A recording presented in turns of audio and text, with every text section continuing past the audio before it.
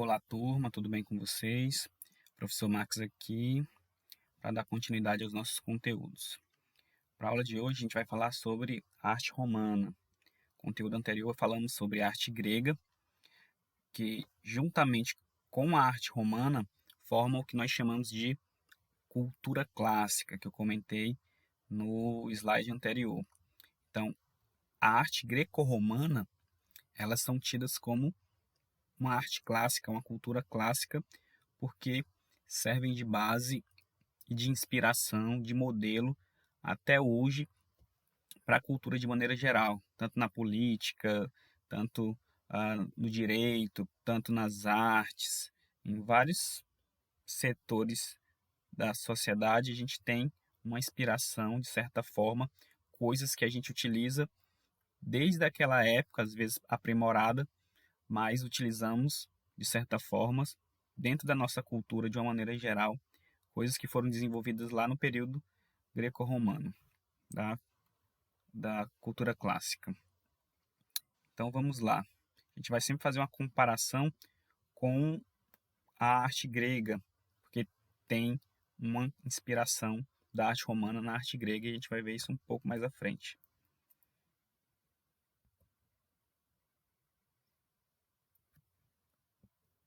Começando pela localização. Então, assim, o Império Romano das civilizações da antiguidade foi a civilização que mais conseguiu se desenvolver, foi uma civilização que mais conseguiu incorporar território, estender suas fronteiras e, no seu ápice, conseguiu dominar um vasto território, porque eles estavam sempre invadindo outras regiões, outros povos, e acabavam incorporando essas regiões ao seu território, que no seu ápice ele pegou ali o norte da África, quase toda a Europa e parte da Ásia. Então foi um imenso território e por conta disso o povo romano, a cultura romana, a arte romana de maneira geral, ela recebe influência de vários povos. Então a cultura romana ela recebe essas influências de outros povos que acabam de certa forma fazendo parte da sua cultura de uma forma mais geral.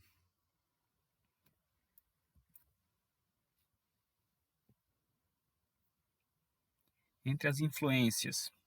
Então, assim, como eu já mencionei, o povo romano ele incorporou várias outras culturas dentro da sua própria cultura. Isso nas artes, na cultura de uma forma geral.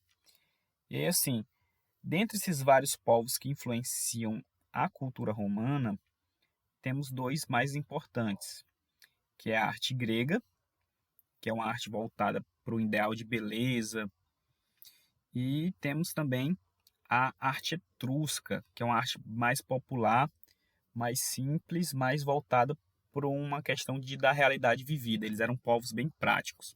Então, como consequência, né, dessa inspiração, o povo romano também é um povo prático, preocupado com suas necessidades, e também tem esse lado da arte grega, que eles admiravam bastante, que também foi incorporado à sua arte e eles acabaram desenvolvendo a partir dali algumas características que são próprias da arte romana.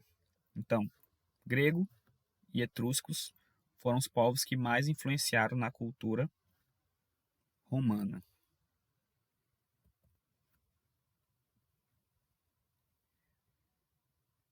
Vamos lá. Então, arquitetura. Primeiramente, a gente vai falar sobre dois elementos arquitetônicos que foram apreendidos com os etruscos e foram incorporados à construção romana. Então, assim, esses dois elementos aqui, o arco e a abóbada, como vocês podem ver na imagem, eles eram invenções etruscas. E como os romanos receberam essa influência, eles pegaram esses elementos de construção, trouxeram para a sua arquitetura. Esses dois elementos de construção, os gregos não conheciam. Então, por conta desses elementos, os romanos conseguiram desenvolver bem mais a sua construção, a sua arquitetura. Porque inicialmente os romanos eles copiavam os templos gregos, porque eles admiravam. Mas com a utilização do arco pleno e da abóbada de berço, que é os mais simples tipos de arco e abóbada, a gente vai ver futuramente outros tipos de arcos e outros tipos de abóbada. Por conta desses elementos, eles conseguiram construções mais altas, com maior espaço interno, como a gente vai ver mais à frente. Então, o arco, para que serve o arco? Qual é a função do arco na construção? Basicamente, o arco serve de sustentação da construção. Lá na arquitetura grega, os gregos utilizavam muitas colunas para sustentar a construção, que naquela época as construções eram feitas totalmente de pedra. Logo, era um material muito pesado que acabava comprometendo a estrutura da construção e, consequentemente, com o passar do tempo, acabava desabando. Tanto é que a maioria das construções gregas que temos hoje estão em ruínas. E muitas das construções romanas foram preservadas por conta desse tipo de construção ser mais eficiente para a época. E a abóbada é uma espécie de arco que cobre um espaço. Normalmente a cúpula das igrejas tem uma abóbada. Então, a gente vê aí no exemplo o que seria uma abóbada de berço.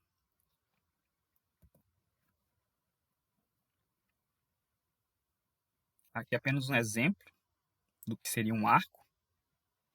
O arco serve também de passagem e a sustentação da construção. Ok? A construção ela força o arco que sustenta toda a construção.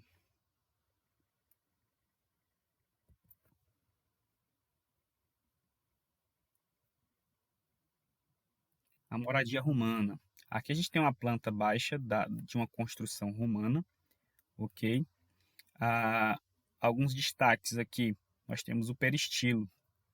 Os romanos, eles inicialmente copiaram os gregos na questão dos templos, das construções, mas por conta da abóbada e do arco, eles conseguiram construções mais interessantes. Por exemplo, os romanos eles admiravam muito as colunas gregas. Na arquitetura grega, as colunas sustentavam a construção. Logo, a construção era cheia de colunas por toda a construção, porque elas sustentavam a construção.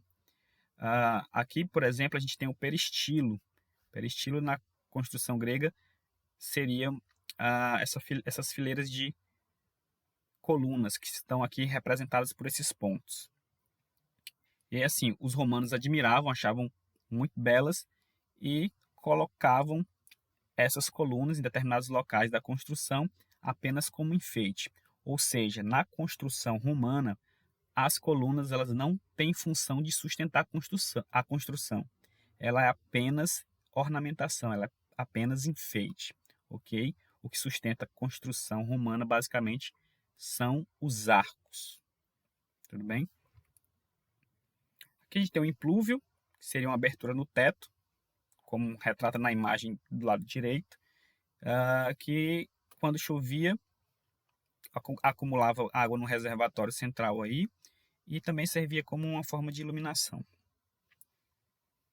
Vamos lá, o átrio é uma espécie de pátio, à frente do lado do implúvio, e tem a entrada aí. Basicamente, seguia esse tipo de planta.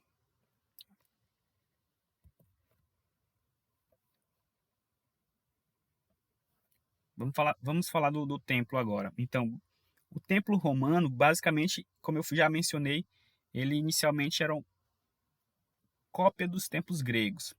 E aí, com o desenvolvimento do arco e da abóbada, que foi aprendido com os etruscos, o templo romano passa a ter características particulares.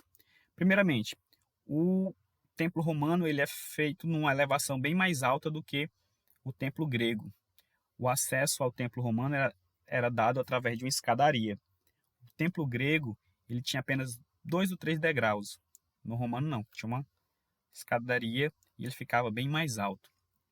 O templo grego ele é simétrico, tanto a frente como os fundos e as duas laterais, elas são simétricas, uma igual à outra, 2 a 2. Já no romano, a entrada é diferente dos fundos e as laterais também.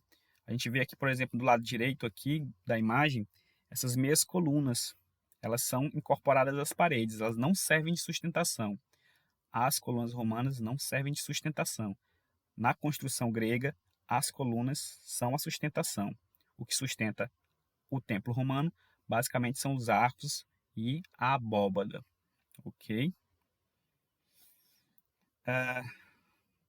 No mais, é isso de características mais importantes do templo romano.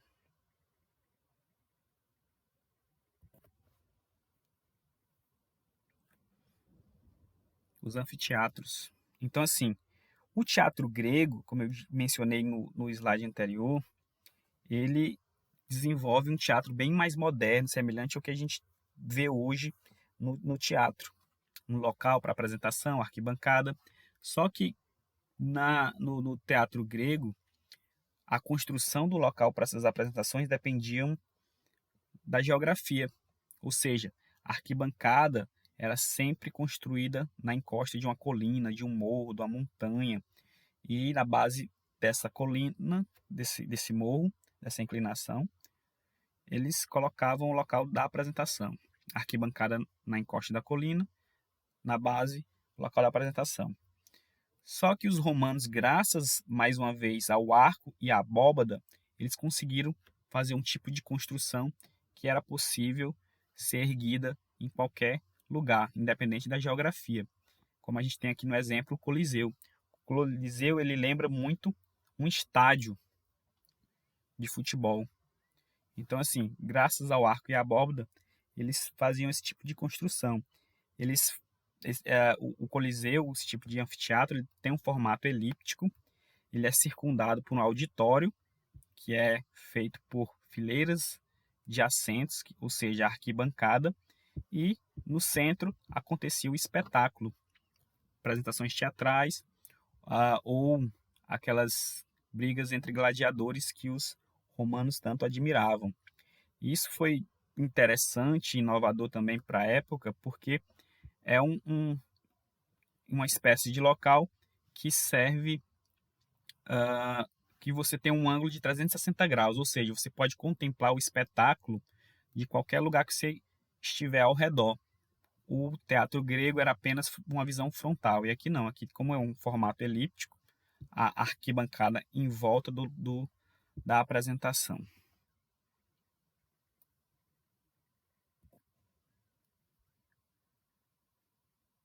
As pinturas romanas tinham assim umas cores bem vivas, tinha a preocupação com o realismo e normalmente pintado em grandes painéis nas paredes dos templos, já que eram locais que tinham grandes paredes e que eram utilizadas para realização dessas pinturas, uma forma de ornamentar que fazia parte também da ornamentação do templo. Então, era um povo prático, realista e tinha essa preocupação com esses detalhes dentro da pintura.